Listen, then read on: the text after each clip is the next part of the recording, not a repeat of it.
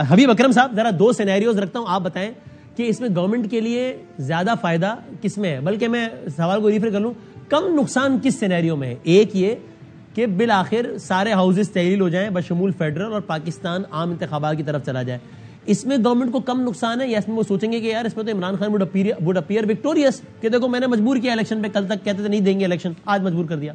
या दूसरी सूरत हाल में उनको कम नुकसान है कि वो कहे ठीक है ये पंजाब और केपी के इसके हाथ में कर रहे हैं तहलील, हो जाए वहां पर बाय इलेक्शन, हमारे हाउस का इलेक्शन, फेडरल के हाउस का इलेक्शन जनाब अक्टूबर 2023 में होगा। कौन सी सिचुएशन इसमें से ज्यादा सूट करती है निस्बतन गवर्नमेंट को आपकी तज्जिए में? वसीम, पहले तो हम सबको, आपको और मुझे बिलखुसूस, के अपनी बेबसी का मातम करना चाहिए कि हम कौन सा सवाल पूछ रहे हैं। उसकी वजह यह है कि हमें, यानी इस पूरे सवाल में, इस पूरे सिनेरियो में पाकिस्तान का फायदा, पाकिस्तान का नुकसान की बात नहीं हो रही। आप जरा ये देखिए कि पॉलिटिकल पार्टीज की पोजीशन है, और बिलखुसूस गवर्नमेंट की साइड पे।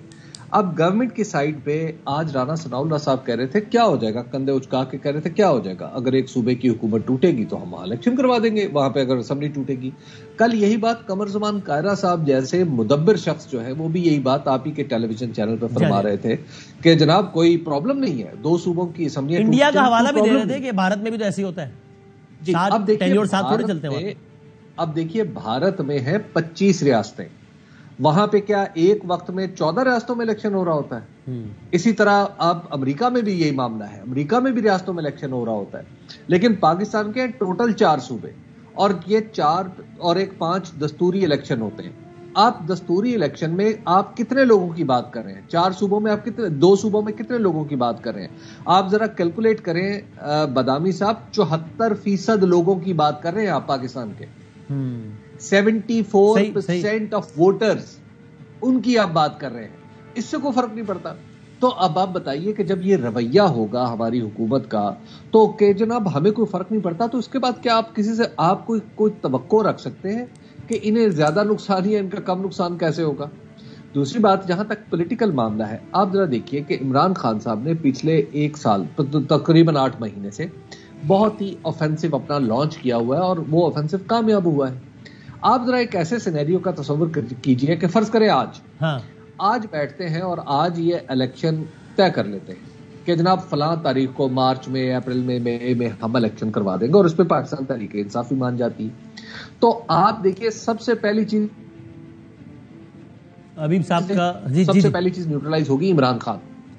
अच्छा, तो इमरान खान का ऑफेंसिव जो है वो तो बिल्कुल फ्लूइड हो जाएगा, बिल्कुल मेल्ट हो जाएगा। तो उसका फायदा किसे होगा? उसका फायदा मौजूदा हुकूमत को होगा। लेकिन मसला यह है कि हमारे सियासतदान जो हैं, ये जो बड़े बड़े सियासतदान वसीम बदामी साहब है ना, मैं आपको पूरी जिम्मेदारी से सियासियात के एक तालिब इल्म होने के नाते बता रहा हूं, ये इतने बड़े बड़े ओहदों पे महज इसलिए हैं कि पाकिस्तान की एवरेज लियाकत के लोग, एवरेज अकल के लोग इनका मुकाबला करने से भी मुकाबला ही नहीं करना चाहते। मसला यह है कि हमारे ये तो, अगर इनके आईक्यूज बड़े लो हैं, इनके पाकिस्तान के बारे में इनके नजरियात फ्लॉड हैं, पाकिस्तान की मईशत के बारे में ये कुछ नहीं जानते, पाकिस्तान के मुस्तकबिल के रास्ते का क्या तयन करना है इन्हें नहीं पता। बात यह है कि ये तो एवरेज से भी कम, बिलो एवरेज लोग हैं, जो पता नहीं किस हमारी बदकिस्मती के जो आप जैसे पढ़े लिखे लोग हैं वो पॉलिटिक्स में आते नहीं है, तो लिहाजा हमारा वास्ता इनसे पड़ जाता है। तो इन लोगों को तो आप कह रहे हैं कि पॉलिटिकली ये फिर भी कम नुकसान है गवर्नमेंट को अगर वो तहलील करके जनरल इलेक्शन की तरफ चली जाए, आपकी ये राय है? बिल्कुल सही। फैसल साहब, आपको ये क्यों नहीं लगता, अगर आप इस राय से इत्तेफाक नहीं करते, जो कि मेरा ख्याल नहीं करते, तो आपको क्यों ऐसा नहीं लगता कि यार ठीक है इतना क्योस रहेगा, एक मुल्क के अजीब गरीब सूरत हाल रहेगी, let's go for general election, लोगों के पास जाए, फ्रेश मैंडेट लेके आए, जिसको भी अवाम मुंतखब करें? देखें, ये तो टाइम आएगा तो उसके बाद ही फैसला होगा। इनकी ख्वाहिश है इमरान इस्माइल साहब वगैरह की ये 2 असम्बलियां तोड़ दें, और अब इमरान इस्माइल साहब कहते हैं कि हम तो इदारे जो कि इलेक्शन कमीशन है उससे बात ही नहीं करना चाहते। इलेक्शन कमीशन से ही बात होती है, जब हुकूमत में भी होते हैं, अपोजिशन में होते हैं। असल प्रॉब्लम यह है, इनके कभी ऐसे इदारों से बातचीत नहीं हुई, ये किसी और के साथ बात करते हैं, इनको पता नहीं है कि हमने किस चैनल के जरिए क्या करना है। इनको तो पक्का पकाया मिल जाता था ना, अब इनको जो है वो मजदूरी करके खाना पड़ेगा, तो उसमें खामखा डेफिनेटली मुश्किलात तो होंगी। तो अब ये चीज है, देखें अब जब असेंबली टूटेंगी, टाइम आएगा तो उसके बाद फैसला कर लेंगे। अगर हमें 2 असेंबली को इलेक्शन कराना पड़ा, हमें 3 का पढ़ना, हम तैयार हैं। इलेक्शन कमीशन ने कहा कि हम तैयार हैं, तो तैयार होंगे, अपना टाइम पूरा करेंगे। ये भी अपना शौक पूरा कर लेंगे, पॉलिटिक्स है, हम भी अपनी कोशिश करेंगे। तो जब वक्त आएगा, आप भी इधर हैं, हम भी इधर हैं, फिर देखते हैं कि हम क्या करते हैं, क्या नहीं करते। ऑलराइट, ठीक है। अच्छा से इमरान इस्माइल साहब, टुवर्ड्स दी एंड मुझे इस डिबेट से हटके वो एक सवाल पूछना था जो खान साहब ने जो उस अपनी आखिरी तकरीर में जो आपके हवाले से कहा था, तो उस पर बड़ी बात हुई जब जिसमें उन्होंने कहा कि आपका नाम लेकर कहा कि 4 गोलियां उनके कपड़ों से निकली और वो बच गए। तो वो क्या माजरा था? चूंकि वो उसी रात हमारी भी आपसे बात हुई थी, बी पर लिया, तो उस पर इस तरह का कोई तस्करा नहीं हुआ था। तो आप जरा बताइएगा, उस चूंकि उस बयान में काफ़ी बात हुई है। वसीम, ये बिल्कुल फैक्चुअल पोजीशन है, कोई इसमें वो नहीं है। मीम्स तो खैर लोगों ने बनाए, वो करता है social media, you know how it reacts. मैं खान साहब के साथ खड़ा हुआ था और उमर मायर मेरे पास आए, उन्होंने आके मुझे हटाया। क्या कह रहे हैं हबीब साहब, कुछ कह रहे हैं? जी, मैं कह रहा हूँ मीम्स अगरचे बनी, लेकिन बनाई दिलचस्प थी, कुछ लोगों की क्रिएटिविटी ज़्यादा।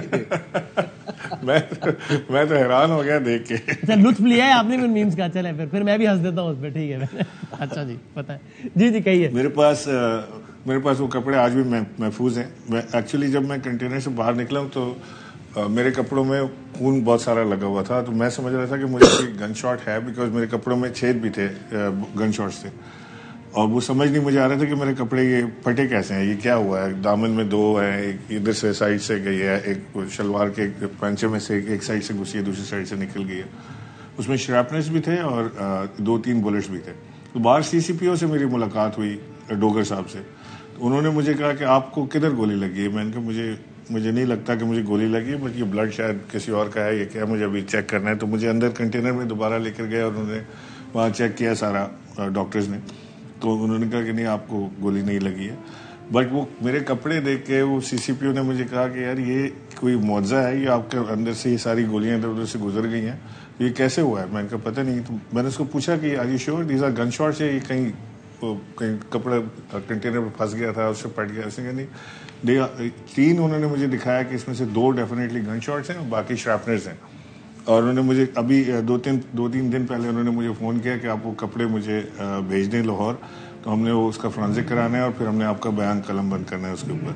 तो इट्स फैक्ट कि ये ऐसा हुआ है और ये बड़ा एक मौजूदाती तौर पे ऐसी कोई चीज़ हुई है। वो आपकी उन्होंने कपड़ों को छुआ लेकिन जिस्म को नहीं छुआ और आप उसमें महफूज रहे और आपने वो लिबास भिजवा दिया। खराज तक नहीं आई मुझे। ठीक, चल अल्लाह ताला सबको महफूज रखे।